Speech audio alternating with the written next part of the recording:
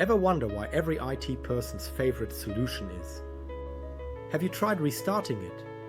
It's not magic, but it might as well be. When you use your computer, dozens, sometimes hundreds, of processes start running in the background. Apps, updates, memory tasks, browser tabs and more.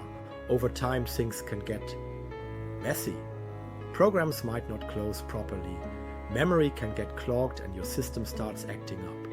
Freezing, slowing down, or just being weird. Restarting your computer gives it a clean slate. It clears temporary files, stops runaway background processes, resets your RAM, and often installs important updates in the background. Think of it like giving your brain a good night's sleep. When you wake up, everything feels fresh. Same for your computer. By the way, shutting down and restarting aren't always the same. Modern shutdowns, especially on Windows, can actually use a feature called fast startup, which skips some system resets. So if you're really troubleshooting, click restart, not shut down, so next time your laptop throws a tantrum, just give it a nap. Hit that restart button.